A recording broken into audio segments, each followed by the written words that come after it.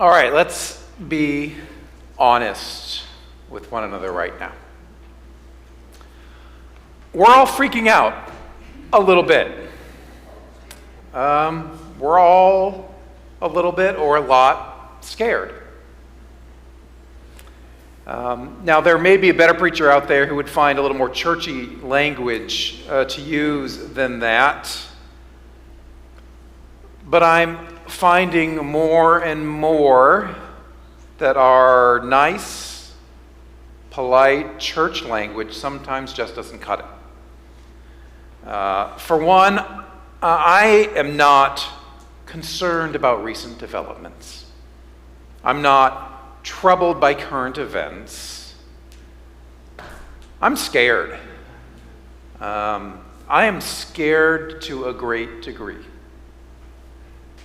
We are watching right now basic human rights being stripped away. We are seeing programs that keep people alive in our country and around the world being gutted. And if you're like me, every morning you check your phone dreading what fresh new hell will be unleashed on us today.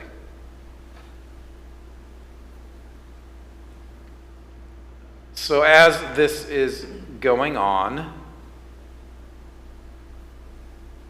as my kind of nerd brain ought to do, there's a quote from Lord of the Rings that comes to my mind. Frodo Baggins, stay with me. It's this moment in the Lord of the Rings where everything is falling apart. And I'm reminded when I quote from Lord of the Rings that J.R. Tolkien was writing after World War II and the horrors that had gone on there, and he's writing after World War I was when he was writing, before World War II, but things were starting to ferment. And he's writing about this through the saga in Lord of the Rings. And so there's this moment in Lord of the Rings where the shadow of Mordor, the evil kingdom, is spreading. This evil is gaining power, and Frodo, who is an ordinary hobbit, and he's never asked for any of this, he looks at the wise wizard Gandalf and he says, what I think most of us have thought lately, I wish none of this had ever happened. And Gandalf, wise, ancient Gandalf, he doesn't offer empty comfort. He doesn't say, well, you know what, it'll all work out. He says something that I think speaks to us today. So when Frodo says, I wish none of this had happened, Gandalf replies, so do all who live to see such times. But that is not for them to decide. All we have to decide is what to do with the time that is given to us. All we have to decide is what to do with the time that is given to us. And these are the words that have been echoing in my head, echoing in my heart lately, because they get at something essential about moments like ours. We don't get to choose the times we live in. We don't get to decide when crisis will come. We only get to choose how we will respond. I had 2 weeks between my worship series starting this Sunday, and I ended up wanting to preach on the book of Esther, the story of Esther. And here's what led me to that. Esther is not a perfect biblical hero with a neat and tidy story. She is wonderfully messy and complicated, just like you and I.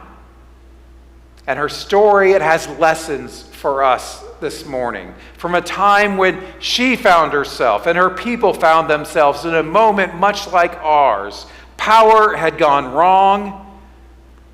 Staying quiet maybe felt safer, and speaking up could cost everything. So I want to orient ourselves to the book of Esther this morning. First, I want to say it's not actual history, at least not in the way we usually think about it. It's kind of a masterfully crafted political thriller. It's written sometime between the 5th and the 2nd century BCE, and it uses all the great all the great tools of great storytelling. There's palace intrigue, there is plot twists, dramatic irony, perfectly timed reveals. The Jewish people who first wrote and heard this story, they weren't looking for a historical documentary. They were living in exile. They were scattered across the Persian Empire. We've talked a lot about the Babylonian exile, and we remember the Jewish people in about the 6th century BCE, conquered by the Babylonians, sent into exile into Babylon. The Persians came after the Babylonians. The Persians conquered the Babylonians. And our story is written as the people of Israel are trying to figure out how to maintain their identity, how to survive under yet another foreign rule. And there's another unique thing about the book of Esther. People will often say about the book of Esther, God is absent in Esther. Unlike most of the rest of the Old Testament, there is no dramatic divine intervention. There's no burning bush like Moses saw, no walls falling down like in Jericho, no fire from heaven like Elijah called down. But that misses something crucial about how this story and how God often works in the world. God is not absent in Esther. God is present, but in a different way. God has no speaking parts in Esther. But God is woven into the very identity of these characters, into the faith that shaped them, into the moral compass that guides their actions. This is a story about what does faith look like when there is no miraculous intervention coming. It's about people doing what needs to be done because of who they are and what they believe. So the story takes place in a city called Susa, and it's one of the Persian Empire's capital cities.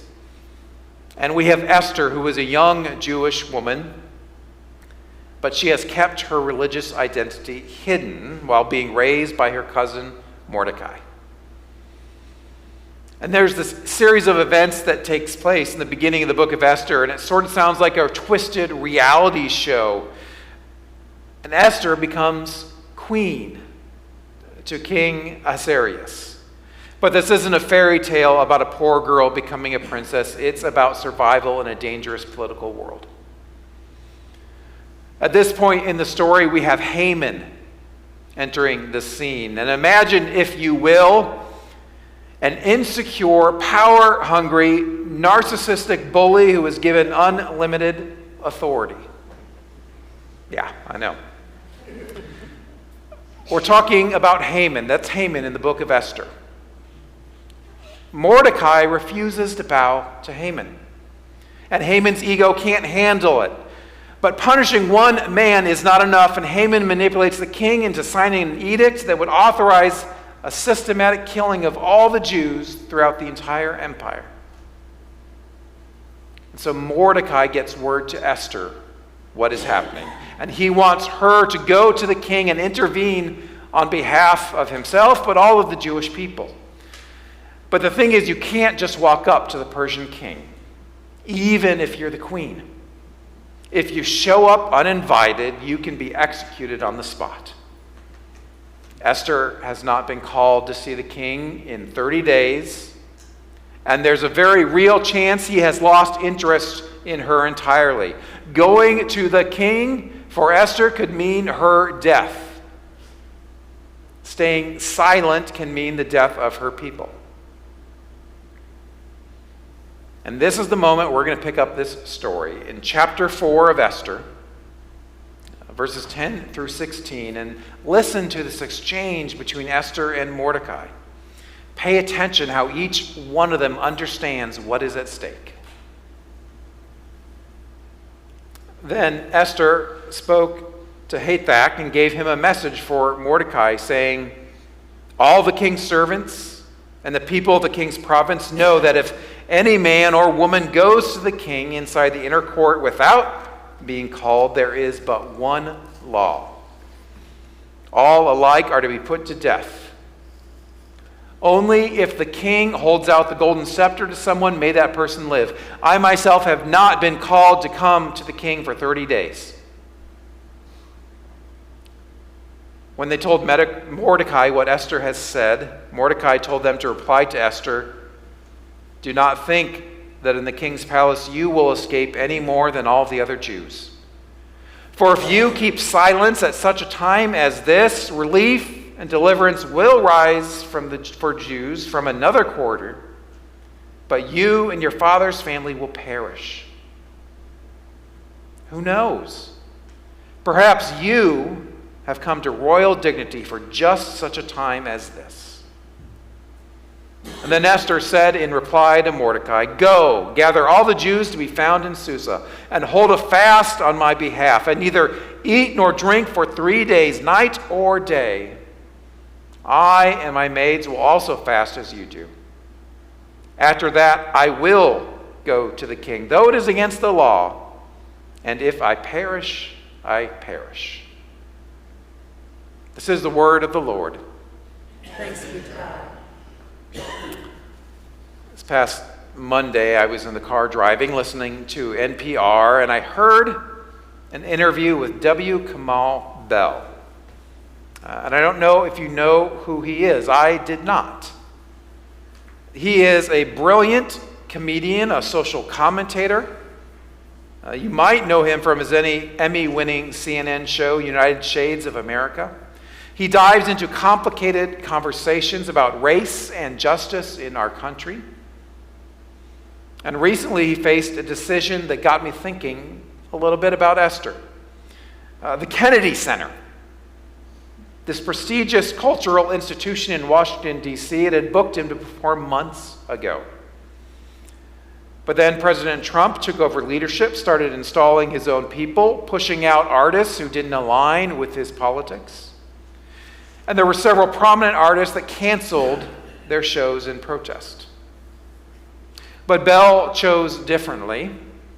And when asked why he didn't cancel, he said something that cuts right to the heart of the story of Esther. He said, "I am connected to it as a black person, to all this history in my family of showing up." And he added this: "People say, stay in your lane, and on we go, know your lane. What else can you do in the lane that you are already in that can help make it easier on somebody who can't do the work that you can do?" Bell said that he could have canceled his show, but instead he realized he needed to show up and be his, as he put it, his full black self. Actually, he said his full black something self, but I can't repeat that here.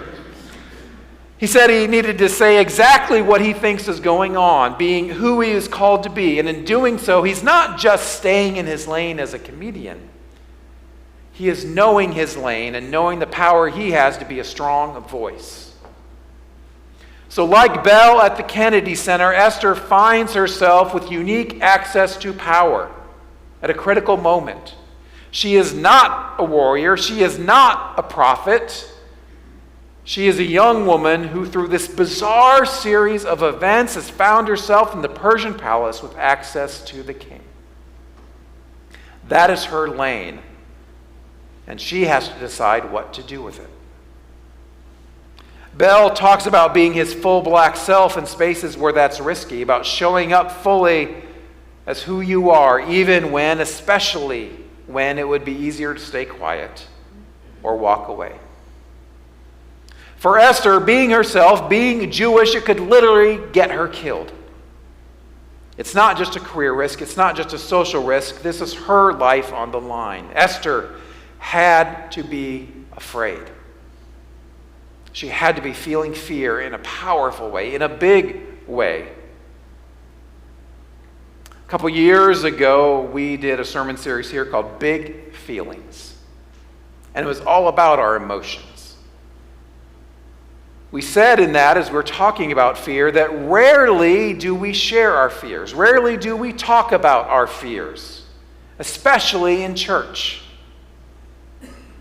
That fear, that real, legitimate, wake yourself up at night fear, not the kind that just gets prayed away, not the kind that is dismissed with a quick, well, God is in control.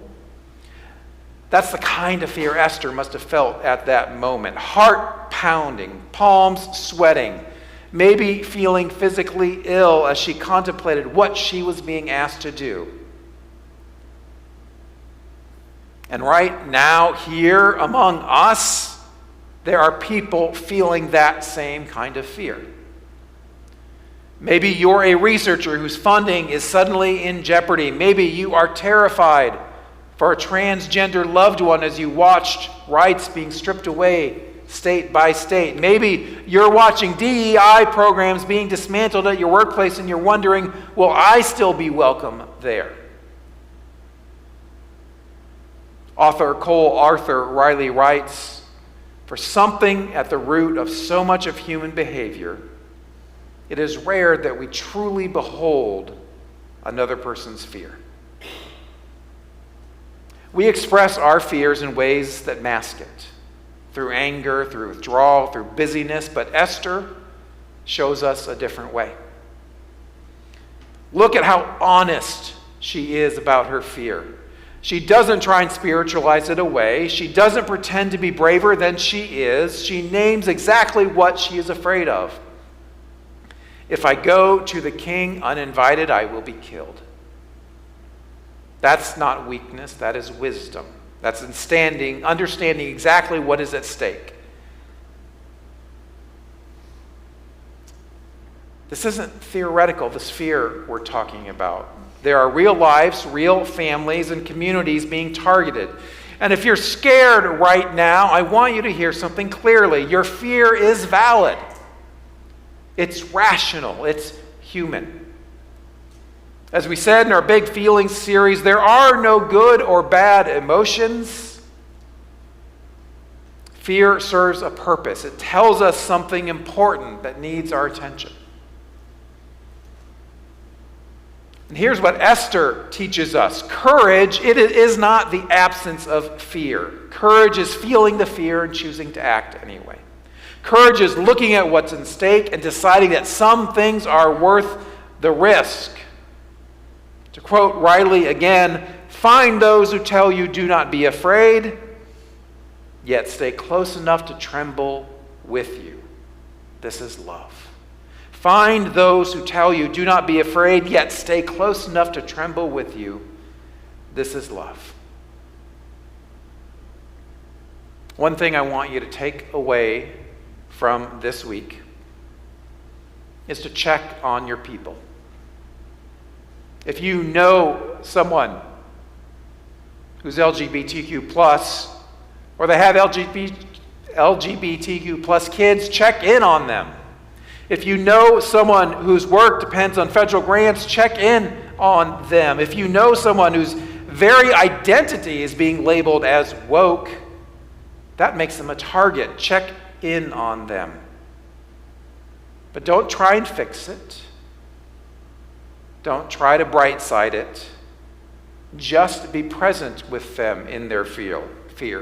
Tremble with them. Because here is what we learn from Esther. Sometimes the worst does happen. Sometimes our fears are realized. But we move forward anyway. Not alone, but together. We name our fears. We share them. We support each other. And sometimes, like Esther, we find that we were put in our particular lane for a time such as this. Now, we're not going to find out what happens with Esther until next week when she walks into that throne room. You can read ahead if you like. But I can tell you this, she's not walking into that throne room alone.